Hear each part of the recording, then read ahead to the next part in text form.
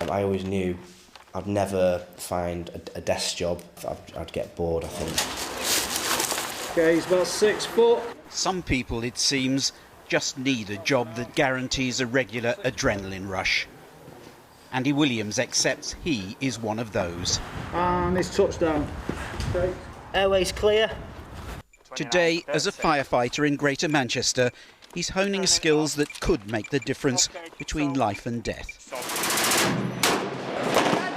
15 years ago, as a specialist machine gunner with the Parachute Regiment, he endured one of the most dangerous missions in recent British military history.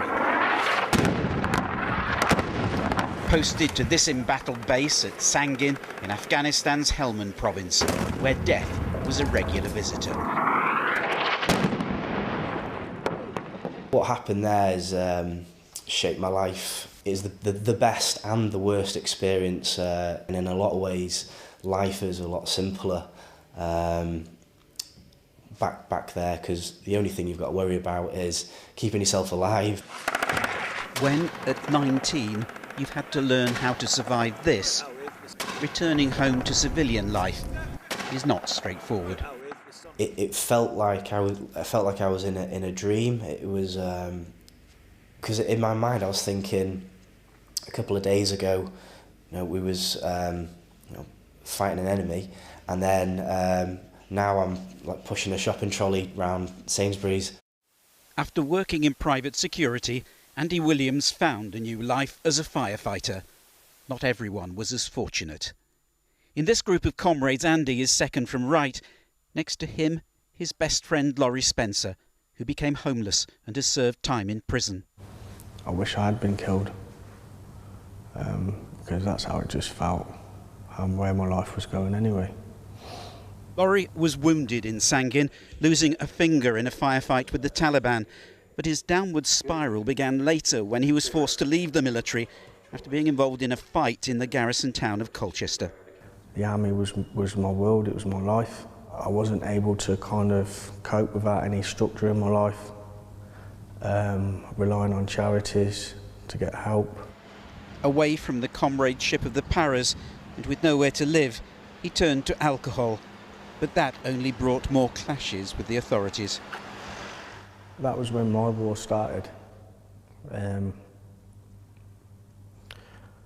Crying myself to sleep. On a park bench at night.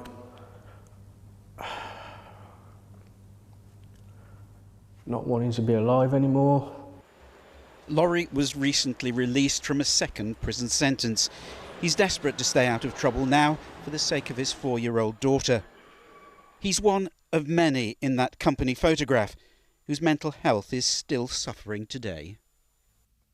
Doug Hook moved to America after leaving the paras and now works as a photojournalist in Massachusetts. I'm proud of my time in Afghanistan. It's awful, the losses we have, but I'm proud of it. I'm proud of being part of 3-Power. I'm proud of what we did. He believes in the treatment of veterans. Britain can learn a lot from the US. I know American veterans. The support they get from the US government after they leave the military is phenomenal.